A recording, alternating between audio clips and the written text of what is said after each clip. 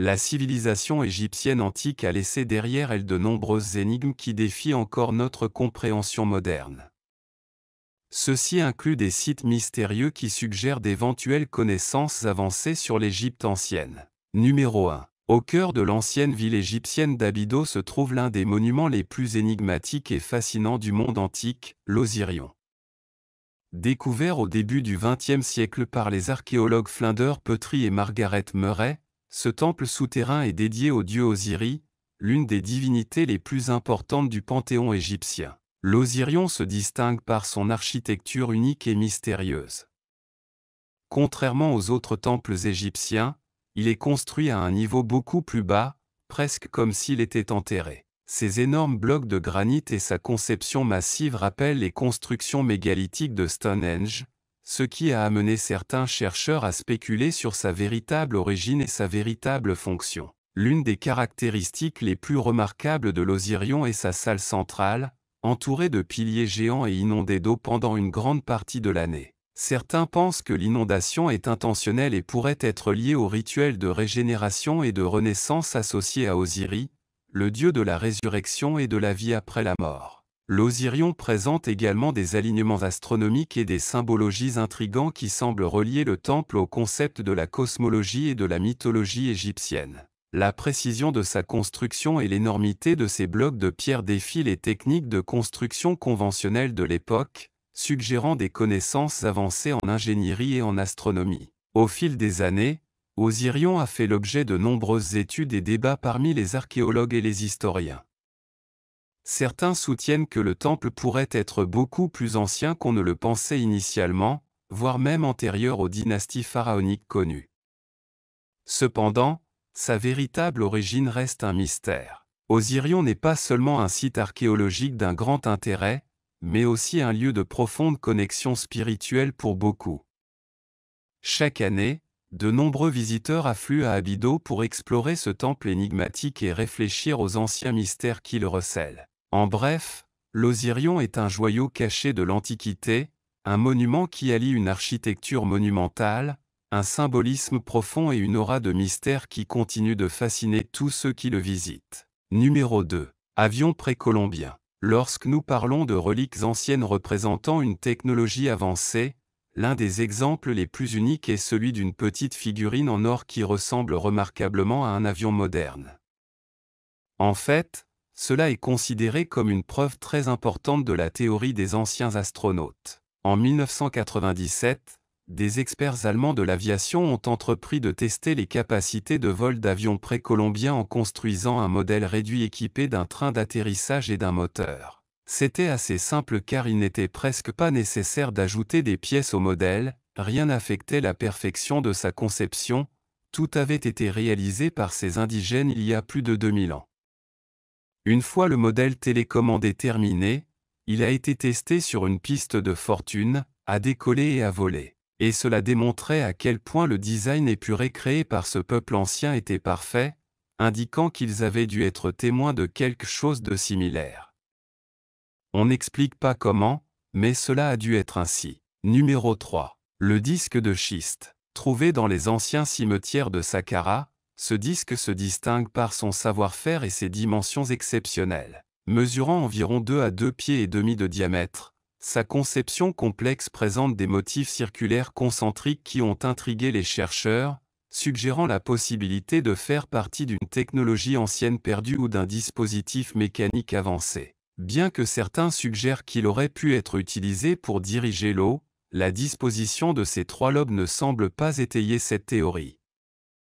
Au lieu de cela, il semble avoir fait partie d'un mécanisme de rotation autour d'un axe central. Le savoir-faire du disque est vraiment remarquable, avec de fines lames ou pétales s'étendant du centre, chacun parfaitement formé et disposé symétriquement. Les curieuses marques de brûlure trouvées sur le disque n'ont pas encore été entièrement expliquées, ce qui approfondit le mystère entourant l'artefact. Certains pensent qu'il pourrait s'agir d'un appareil de mesure du temps, d'un instrument astronomique ou d'une machinerie à des fins inconnues. Reliées au disque se trouvent 3 pièces qui ressemblent à des pièces d'engrenage, suggérant un lien avec une technologie avancée. Les comparaisons avec des artefacts d'autres civilisations anciennes connues pour leurs prouesses techniques, comme le mécanisme denticitaire, soutiennent l'idée d'une connaissance du génie mécanique parmi les cultures anciennes. Cette similitude suggère une possible tradition perdue de technologies avancées, soulevant des questions sur les véritables capacités des civilisations anciennes. Numéro 4. L'oiseau de Saqqara. En 1898, des archéologues ont découvert ce qu'ils ont appelé le tombeau de Pehadi Imen à Saqqara, en Égypte. À l'intérieur de la tombe, ils trouvèrent une momie entourée de ses biens terrestres, soigneusement disposée sur une table voisine pour l'accompagner dans l'au-delà. Parmi la gamme habituelle de poteries, d'outils et d'autres objets funéraires, ils ont trouvé quelque chose d'inhabituel, un petit modèle d'oiseau. Lorsqu'ils ont catalogué ce modèle d'oiseau, il a attiré l'attention des archéologues en raison de sa symétrie presque parfaite. Les ailes de l'oiseau mesuraient un peu plus de 17 cm et ne pesaient que 39 grammes. Curieusement, l'oiseau n'avait pas de pattes et ses ailes étaient attachées à une fente dans la partie supérieure du corps, s'étendant vers l'extérieur comme s'il était en vol plutôt que replié, comme les modèles d'oiseaux égyptiens typiques. En l'étudiant de près, ils ont remarqué que l'oiseau de Saqqara avait des ailes profilées et non peintes, à l'exception d'un œil sur un côté. La chose la plus frappante était que sa queue tournait à 90 degrés, semblable à un stabilisateur moderne. À première vue, il ressemblait à un modèle réduit d'avion, ce qui était surprenant puisque les avions n'avaient pas encore été inventés en 1898 lorsqu'il a été découvert. Au début, les archéologues pensèrent qu'il s'agissait d'une représentation spirituelle et la conservèrent dans une vitrine pendant 70 ans. En 1969, le docteur Khalil Messia, professeur d'anatomie et membre de plusieurs clubs aéronautiques, l'identifie comme un modèle ancien de planeur. Leur théorie, bien que non étayée par des preuves solides, suggère que les anciens Égyptiens possédaient peut-être des technologies avancées.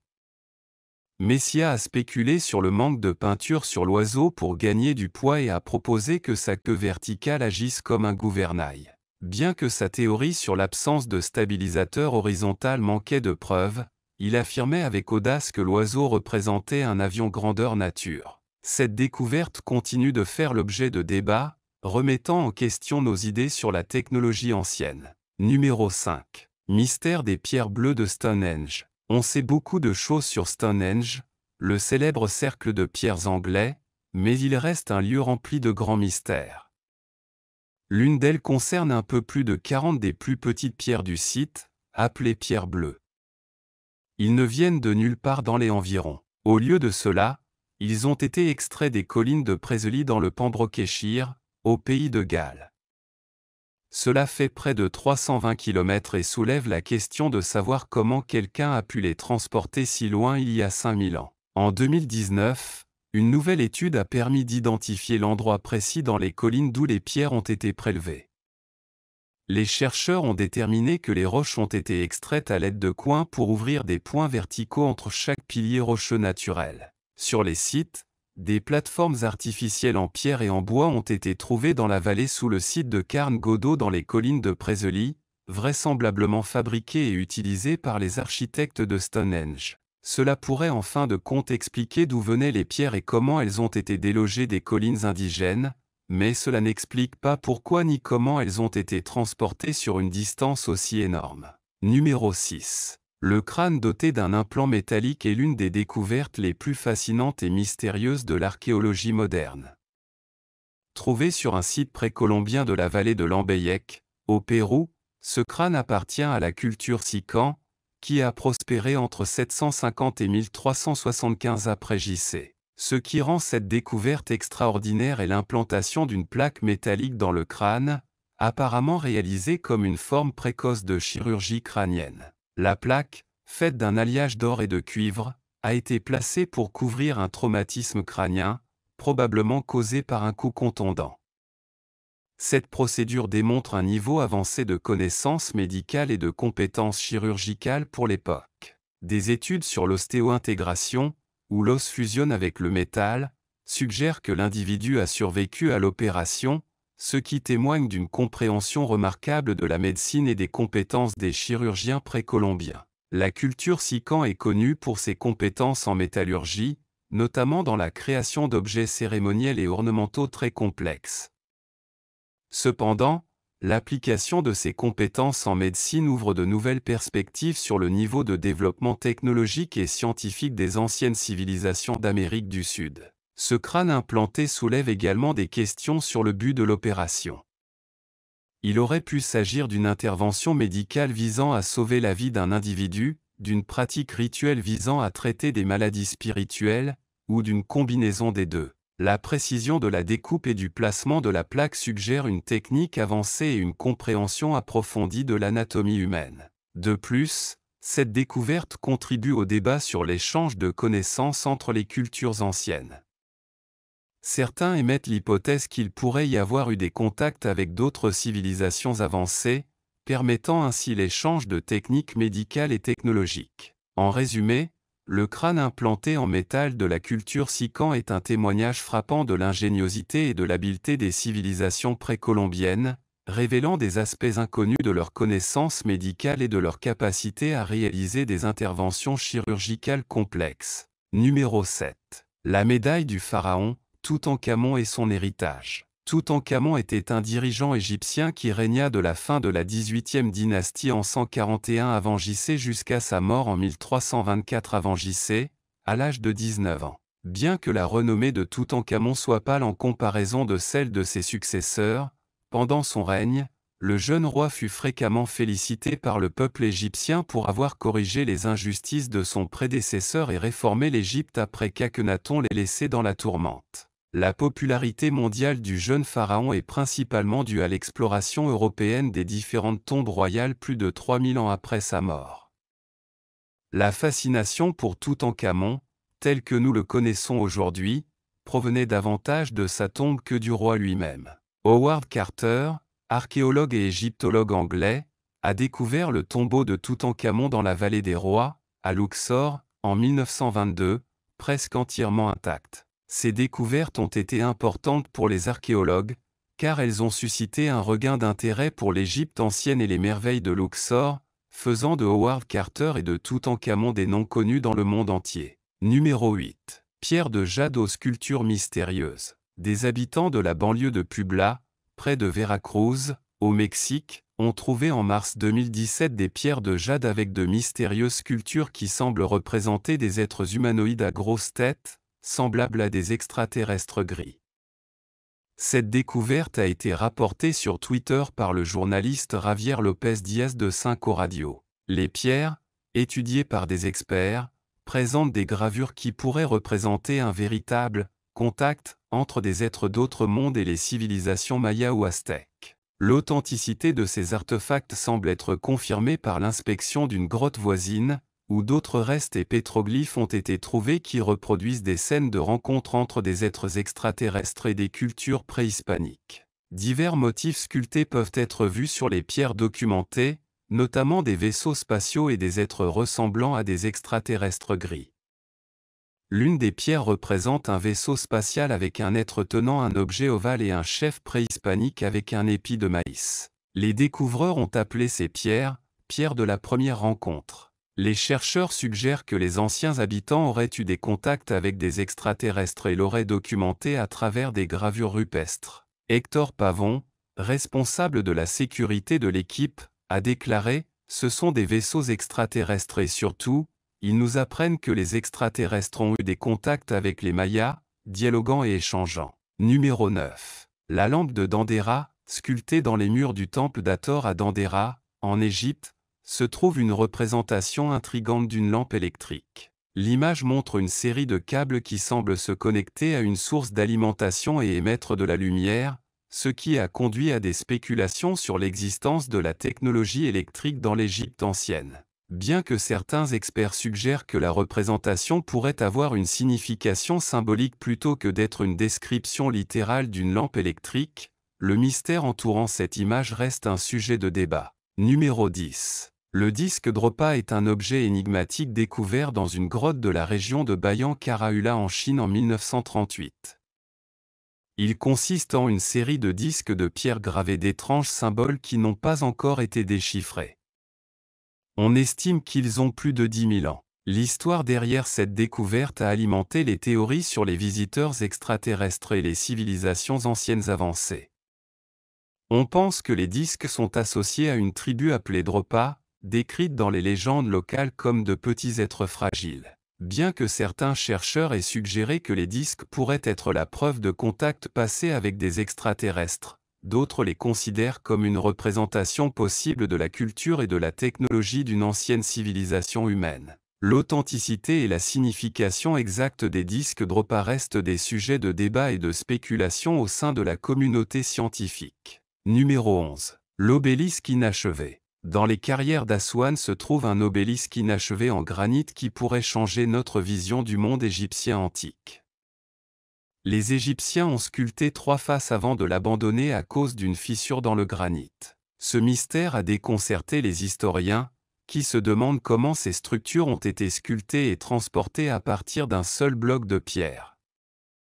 Bien qu'il n'ait jamais été achevé, le projet a fourni des informations précieuses sur les techniques de maçonnerie égyptiennes anciennes. Au cours des investigations, des marques d'outils des ouvriers et des lignes colorées marquant l'emplacement des ouvriers ont été découvertes.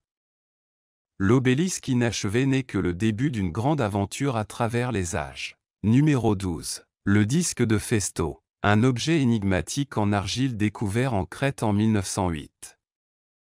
Il remonte au 2e millénaire avant J.C. et présente une série d'inscriptions dans une écriture non déchiffrée. Sa forme circulaire et les marquages sur sa surface suggèrent une fabrication élaborée. Au fil des années, il a dérouté les experts en raison de sa complexité et du mystère qui entoure son objectif et sa signification. Diverses théories ont été proposées sur son origine, depuis un calendrier astronomique jusqu'à un jeu de société ou un artefact religieux. Malgré les efforts déployés pour déchiffrer ces inscriptions, le disque de Phésto reste une énigme non résolue. Sa découverte a donné lieu à de nombreuses spéculations sur la civilisation minoenne et ses possibles relations avec d'autres cultures anciennes. Bien que des objets similaires aient été trouvés dans la région, aucun n'a permis d'apporter un éclairage définitif sur l'objectif du disque. Son étude continue de constituer un défi pour les archéologues et les linguistes, et sa signification continue de faire l'objet de débats au sein de la communauté universitaire. Numéro 13. L'église de la Dame de Barfussé. En octobre 1975, une équipe d'ouvriers a découvert une chambre funéraire au mur de briques à l'intérieur de l'église Barfussé à Bâle, en Suisse, lors d'un projet de rénovation. À l'intérieur de la tombe, ils ont trouvé une paire de cercueils bien conservés et, à l'intérieur, 2 ensembles de restes humains. L'un des ensembles n'était rien d'autre qu'un squelette, mais l'autre était le cadavre momifié d'une femme qui sera plus tard connue sous le nom de la Dame de l'église de Barfussé. Des recherches ultérieures l'ont identifiée comme étant Anna Katharina Bischoff, née à Strasbourg, en France, en mars 1719 et décédée à Bâle en août 1787. Elle doit probablement le lieu de son enterrement, qui serait normalement réservé aux personnes de haut statut social, à le fait qu'elle était l'épouse du pasteur Lucas Herlé, qui a servi dans l'Église pendant de nombreuses années. En 2015, une autre série de tests scientifiques a révélé quelque chose de bien plus surprenant. Anna est une parente très éloignée de Boris Johnson, l'ancien Premier ministre du Royaume-Uni en disgrâce. On se demande ce que l'épouse de ce ministre penserait de Boris Johnson si elle avait été en vie pour le voir.